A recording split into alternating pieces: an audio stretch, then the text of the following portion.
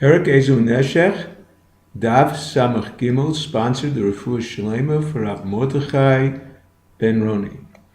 Let's review. The Gemara brings three different interpretations of the Seif of our Mishnah.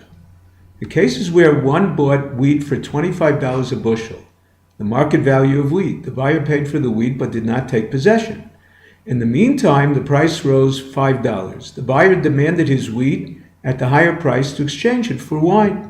The seller claimed he would supply him $30 of wine in place of the wheat, but was not in possession of the wine. Such an arrangement is prohibited. Number one, Rabbah explains that the seller assumes the present value of wheat as a debt to be paid with wine. Since he has no wine and received no money at the time of the agreement to purchase wine, the buyer accepts a forward contract in place of the debt.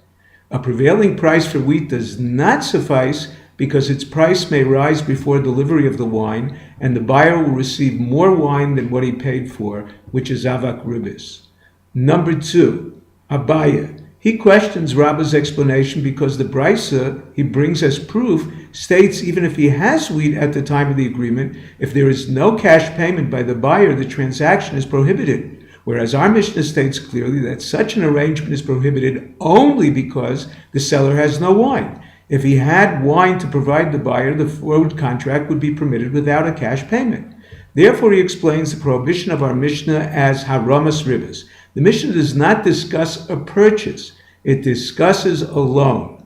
The borrower requested a cash loan of $30. The lender loaned him wheat in place of cash to be returned in cash.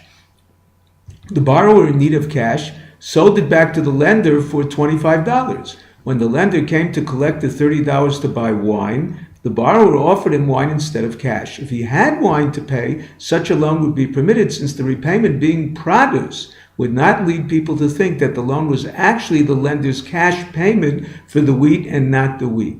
However, since he had no wine, he would have to repay $30 cash, appearing like ribbis for the $25 he received for the wheat.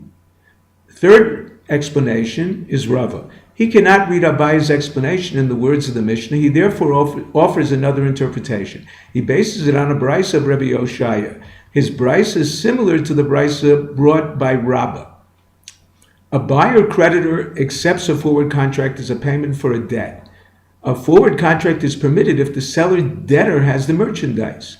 However, according to Rabbah's brisa, it is only permitted supplemented with a cash payment. According to Rabbi Yeshoshua, it suffices for the seller-debtor to convert the debt into a forward contract if he is in possession of the goods specified in the contract. In the Mishnah, he is not in possession of the wine. Rava draws three conclusions from Rabbi Yeshoshua brisa. Number one, forward contracts are permitted whether they are paid for in cash or with a loan, as long as the seller is in possession of the goods, unlike Rabbah, who holds the buyer has to pay the seller cash at the time of the agreement. Number two, Rabbi Yeshoshua holds he must be in possession of the goods. A prevailing price is not enough to permit such a transaction without possession of goods, unless the buyer pays cash at the time of the agreement. Number three, Rabbi Yeshoshua brisa proves the opinion of Rabbi Yanai, who holds mali hein mali demeim. This means that the specific goods of the contract may be substituted at the time of the delivery with some other commodity. The Gemara brings the machlokas between Rav and Rabbi Yanai if in fact specified goods of a forward contract may be substituted. Rabbi Yanai, he holds it is permitted because these are business transactions and not loans. In fact, Rava on DAF IN states, according to Rabbi Yanai, if the seller has cash at the time of the sale to purchase the goods agreed upon, he need not actually be in the possession of the goods.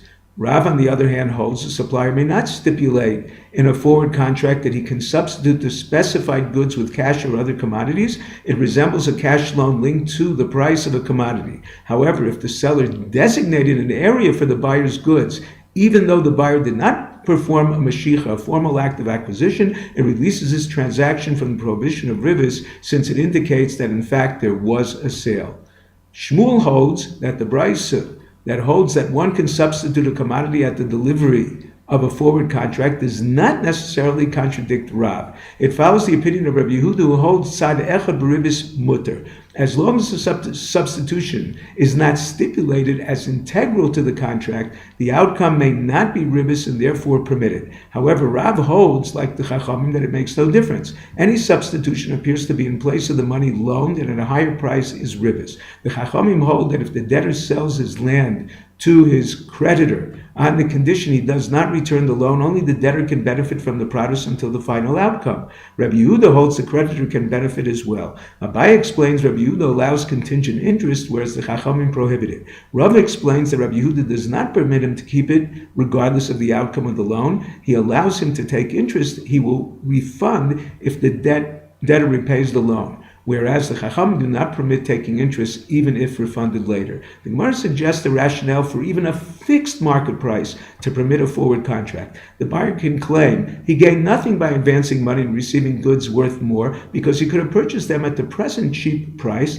stored them, and sold them later at a profit. According to Rava, the buyer still must pay a broker's fee in order not to profit at all from the price rise. According to Rava Ashi, his money will attract sellers even without a broker. This rationale applies to sales, not to loans such as a bushel of wheat for a bushel of wheat that the Chachamim prohibit because of the concern of a price rise.